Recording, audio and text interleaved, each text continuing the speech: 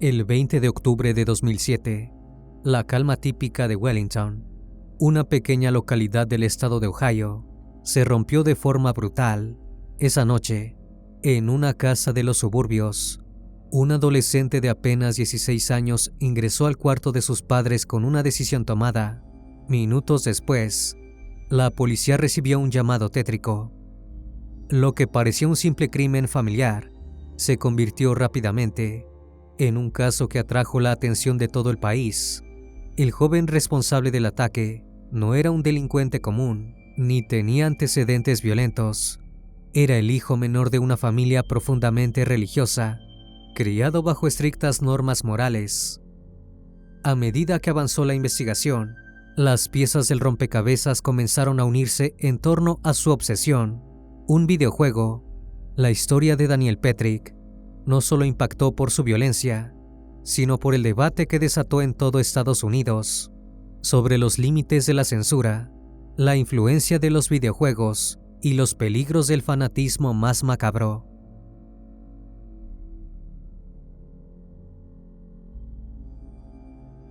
Buenas noches, bienvenidos al Criminalista Nocturno.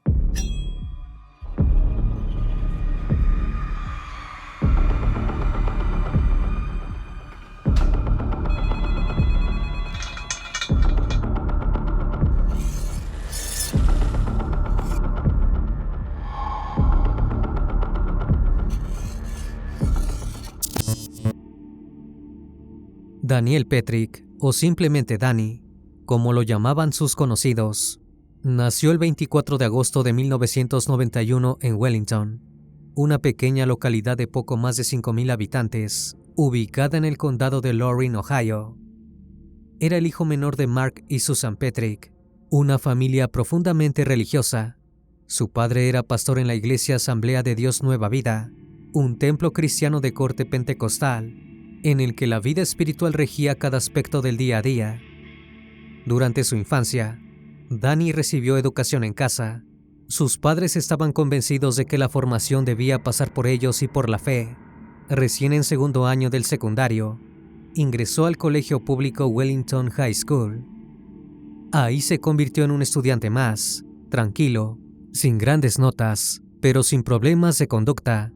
Compartía el hogar con sus dos hermanas mayores, Heidi, casada con un joven pastor juvenil, y Holly, quien asistía al mismo colegio que él. Nadie en su entorno imaginó lo que sucedería unos años más tarde. Danny era un chico simpático, de esos que siempre tienen una sonrisa lista.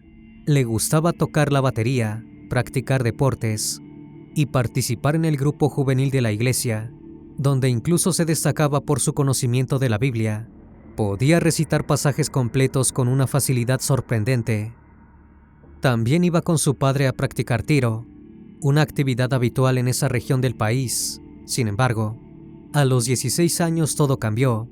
Un accidente de esquí le provocó una grave lesión en la columna vertebral y, como si fuera poco, contrajo una infección por estafilococo que lo dejó inmovilizado durante meses. Su salud quedó tan comprometida que cualquier pequeño golpe podría haberlo dejado paralítico. Encerrado en su casa, sin poder ir al colegio ni asistir a la iglesia, Danny cayó en un aislamiento profundo.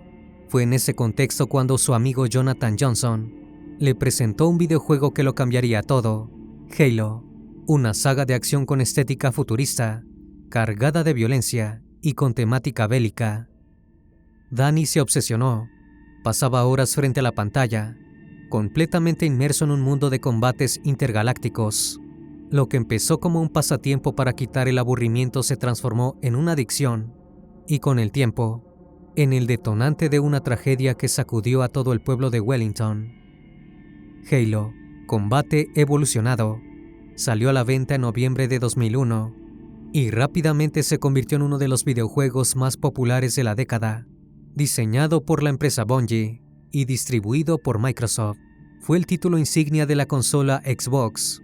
Marcó un antes y un después en el género de los shooters en primera persona, con una narrativa cinematográfica, escenarios de ciencia ficción y un estilo de combate repleto de adrenalina. Halo atrajo tanto a jóvenes como a adultos. En ese sentido, Su éxito no solo fue comercial, ya que vendió millones de copias y desarrolló varias secuelas, sino que también generó un fenómeno cultural que derivó en torneos, foros, una serie de televisión, merchandising y una comunidad que vivía pendiente de cada nueva entrega. Para muchos adolescentes, Halo era mucho más que un juego, era una vía de escape y un mundo alternativo. Para Danny Petrick fue precisamente eso y mucho más. Danny llegó a jugar Halo entre 7 y 8 horas diarias en la casa de su amigo Jonathan. Su vínculo con el juego crecía al ritmo de su aislamiento y su frustración. Sin embargo, en su casa la mirada era completamente distinta.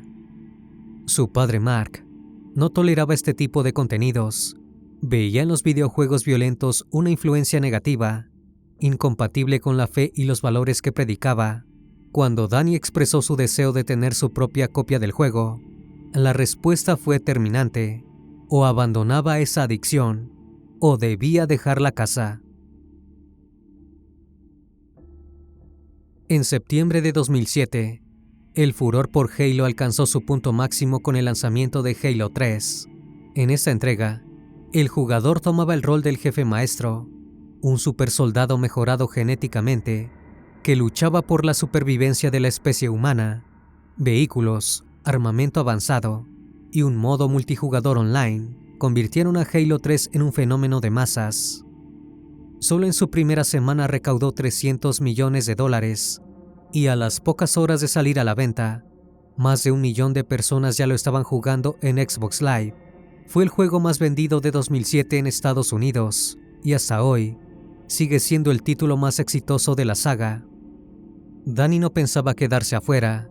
Desobedeció las advertencias de su padre, se escapó por la ventana de su habitación, consiguió el dinero y compró el juego, pero la transgresión duró poco. Cuando regresó a casa, sus padres lo descubrieron y le confiscaron el disco de inmediato. Mark lo guardó bajo llave en una caja fuerte, donde también tenía una pistola Taurus PT-92 semiautomática, calibre 9 milímetros. La discusión fue fuerte, especialmente entre padre e hijo. Molesto, Danny se fue a pasar el fin de semana a la casa de Jonathan. Allí, durante 2 días jugaron sin descanso, 18 horas por jornada, con pausas mínimas para dormir, comer e ir al baño.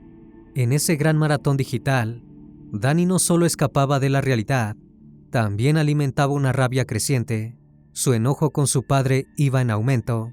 Para él, que le hubiera quitado Halo 3 era más que una prohibición, era un agravio imperdonable. El 20 de octubre de 2007, con 16 años, Daniel Petrick tomó una decisión que lo alejaría para siempre de su vida anterior. Durante horas buscó por toda la casa una pequeña llave. Sabía perfectamente lo que abría, la caja fuerte de su padre. Cuando finalmente la encontró, no dudó. La abrió y tomó 2 cosas: su copia confiscada de Halo 3 y la pistola semiautomática de Mark. Eran cerca de las 7 de la tarde cuando se acercó al living donde estaban sus padres. Les pidió que cerraran los ojos porque tenía una sorpresa. Mark, sin imaginar lo que iba a pasar, sonrió y obedeció. Jamás hubiese esperado que Danny desenfundara el arma para luego disparar. Primero apuntó contra su madre y le disparó 3 veces. Luego giró hacia su padre y lo hirió en el rostro.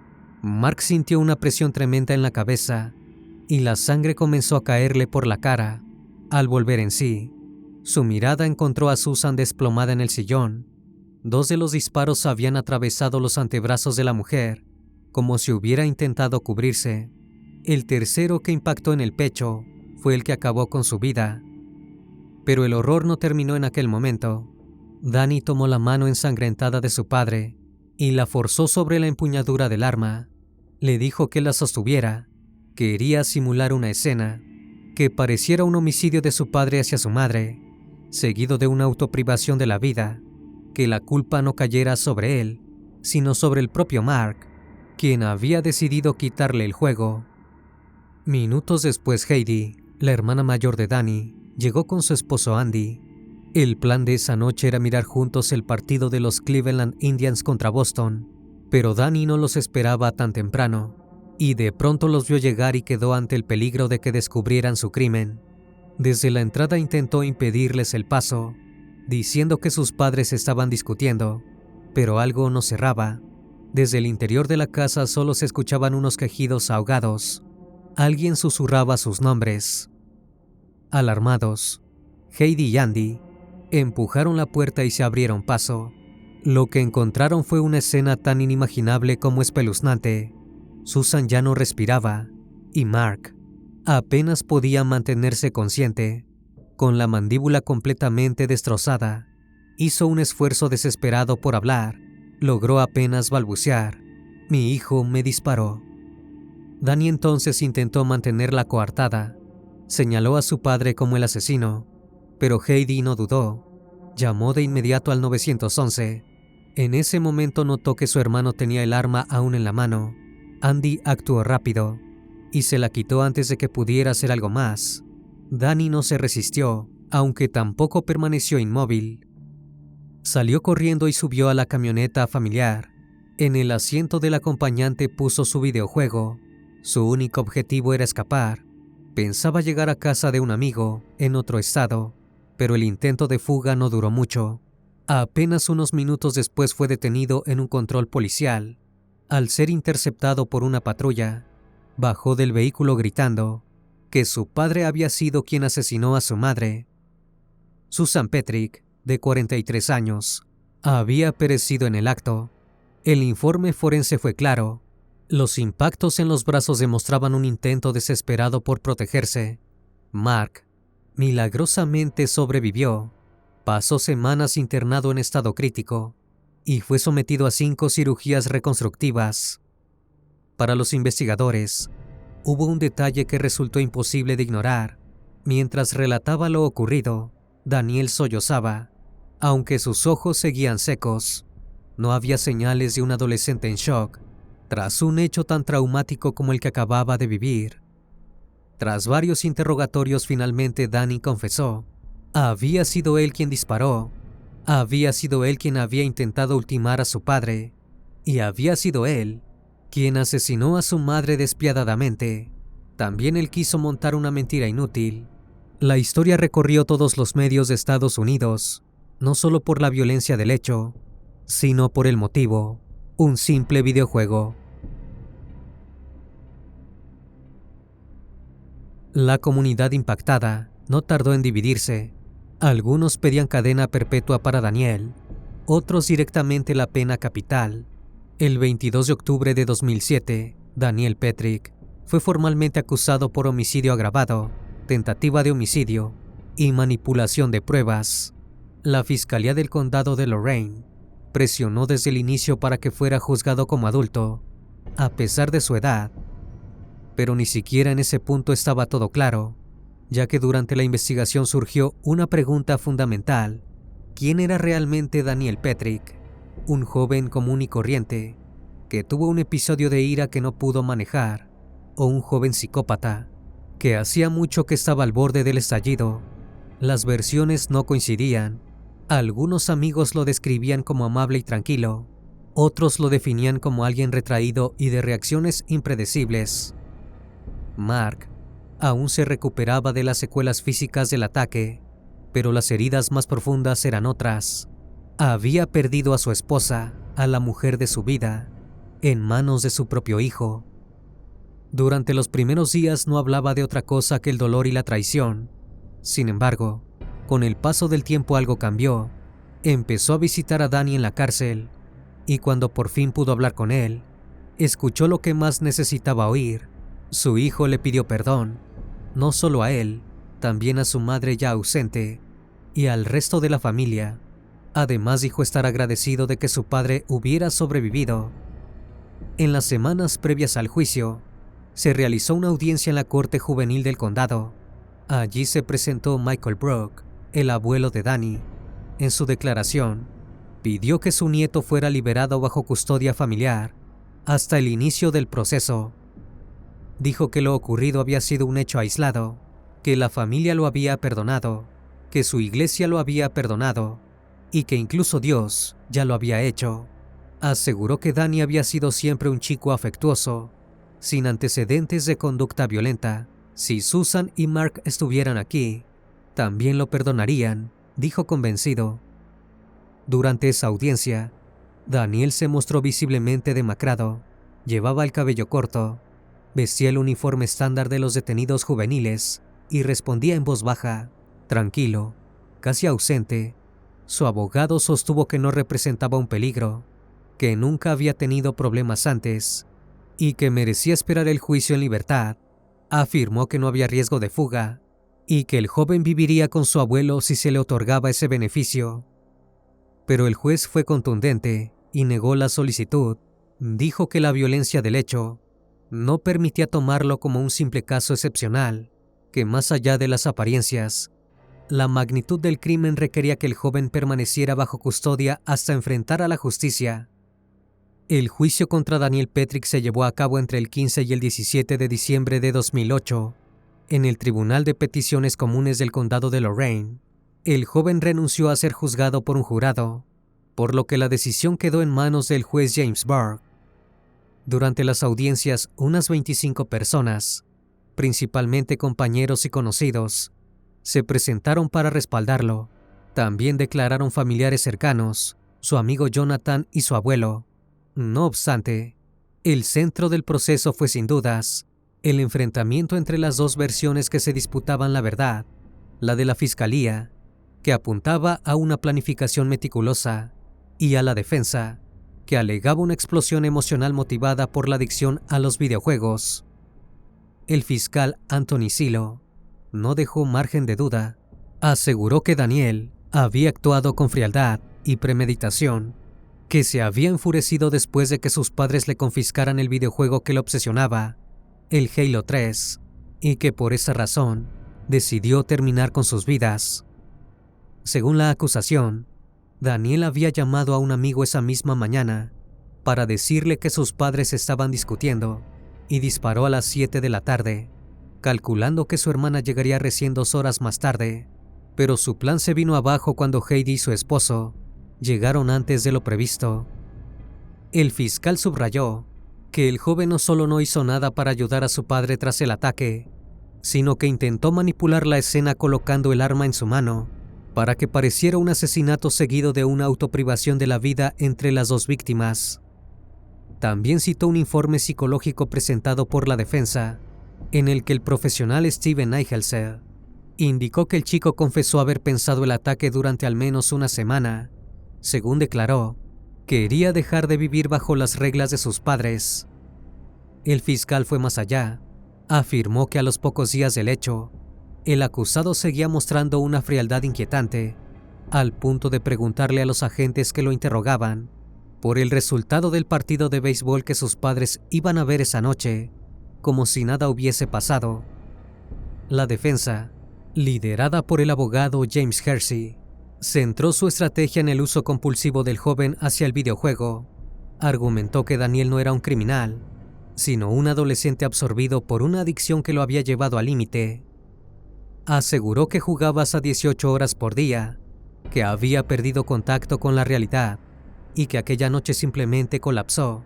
Sostuvo también que el crimen no había sido premeditado y pidió que se contemplara su edad para reducir su responsabilidad penal.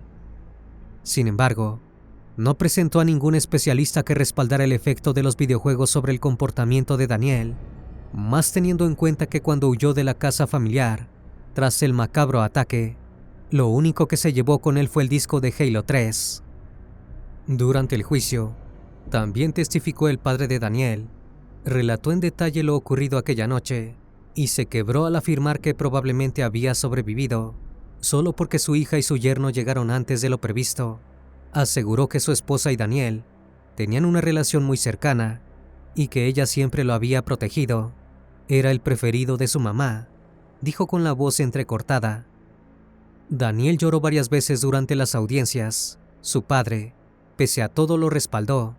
Dijo que el chico se arrepentía sinceramente de lo que había hecho y admitió que a pesar de todo, todavía no lograba entender por qué su hijo había cometido semejante acto.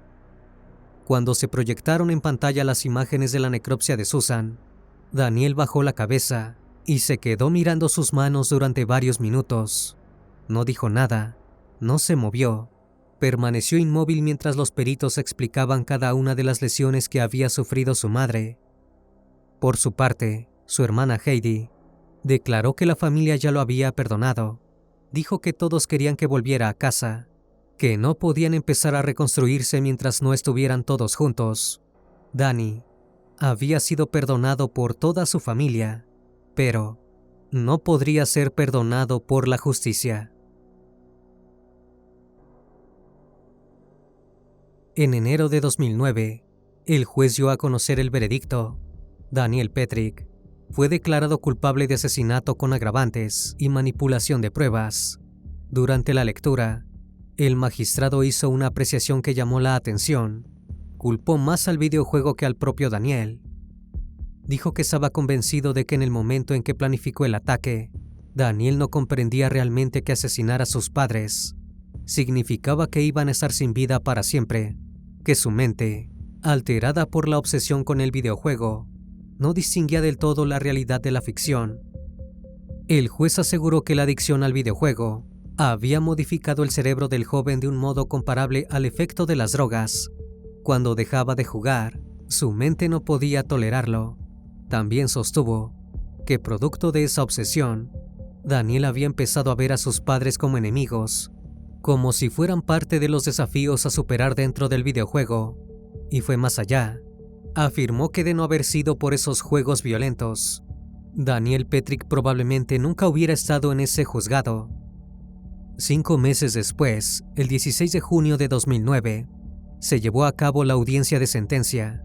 Su padre Mark pidió clemencia al tribunal y dijo que su hijo estaba profundamente arrepentido y que le había expresado en muchas ocasiones cuánto extrañaba a su madre. Daniel, por su parte, apenas escuchó la sentencia, sacudió la cabeza, como si no pudiera creer lo que estaba ocurriendo. Trató de mantenerse sereno, pero al ponerse de pie para dirigirse a la corte, rompió en llanto y no pudo pronunciar palabra. Por ser menor de edad al momento del crimen, no podía recibir la pena capital. La fiscalía había pedido cadena perpetua sin posibilidad de libertad condicional, pero el juez optó por la pena mínima, cadena perpetua, con posibilidad de salir en libertad después de 23 años. Daniel Petrick quedó alojado en la institución correccional de Grafton, donde aún permanece. Su padre, quien todavía lleva en el rostro las cicatrices del ataque, lo visita regularmente. Lo acompaña, aunque le cueste entender cómo todo cambió de forma tan abrupta. Daniel podría solicitar la libertad condicional recién en el año 2030, cuando tenga 39 años. En 2015, a los 24 años, presentó una apelación. Alegó que sus abogados habían cometido negligencia al no apelar la sentencia original. Según Daniel, uno de ellos lo convenció de que era mejor esperar. Le prometió que la ley de Ohio sobre capacidad reducida de los acusados iba a modificarse y que entonces podría pedir un nuevo juicio con una sentencia más baja, pero esa reforma nunca llegó. Sin embargo, la tardía apelación de Daniel tampoco sirvió de mucho y fue rechazada. Tendría que cumplir condena, tal y como estaba previsto. Después del juicio, el debate se centró en el papel que habían jugado los videojuegos en esta historia. La compañía Microsoft, desarrolladora de Halo 3, solo emitió un breve comunicado en el que calificó el caso como una tragedia. No dijo mucho más. 2 años más tarde, Mark Petrick volvió a aparecer en los medios. Dijo que su hijo había estado claramente obsesionado con Halo y que en su opinión, esa adicción fue lo que lo empujó a dispararle a él y a su esposa. Se declaró enemigo de la industria del videojuego, a la que acusó de poner armas en manos de chicos y enseñarles que asesinar está bien.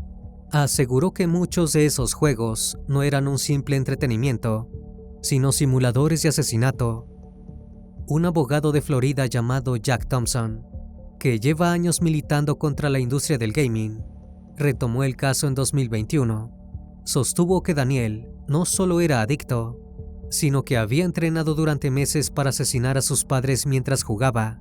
Thompson incluso impulsó una campaña para reabrir el juicio, argumentando que el adolescente había actuado bajo un delirio inducido por la obsesión. Para Thompson, el juez que presidió el caso en 2009 fue un adelantado. Al apuntar contra los videojuegos como parte del problema, predijo una tendencia preocupante. En su opinión, títulos como Halo, Grand Theft Auto 4 o Bully están formando a una generación de jóvenes con habilidades de francotirador y una moral profundamente alterada. Pero no todos comparten esa visión. Desde el otro lado, los defensores de los videojuegos plantean que el problema no está en el juego, sino en los desequilibrios mentales previos. Doug Lowenstein, fundador de la Asociación de Software de Entretenimiento de Estados Unidos, dijo que si alguien tiene una mente propensa al crimen, no es culpa del videojuego, que esos pensamientos ya estaban allí, y los juegos no hacen más que amplificarlos. Incluso la Organización Mundial de la Salud publicó un informe al respecto. Según sus estudios, el gaming disorder, o trastorno por videojuegos, afecta a una pequeña minoría dentro del universo de los jugadores. Un caso que generó una conmoción similar al de Daniel Petrick fue el de Gabriel Kuhn en Brasil, aunque con un desenlace aún más macabro. En 2007, el mismo año en que Daniel disparó a sus padres, un adolescente brasileño llamado Daniel Petri, sí, con el mismo nombre y un apellido casi idéntico, asesinó brutalmente a otro niño de 12 años, tras una discusión por créditos de un videojuego online. El crimen incluyó tortura, desmembramiento y una violencia tan extrema que incluso hoy circula en foros como una de las historias más perturbadoras vinculadas al gaming. Aunque ambos casos son distintos en su contexto, resulta inevitable notar cómo dos jóvenes en el mismo año, y con un vínculo directo con los videojuegos, terminaron protagonizando crímenes atroces.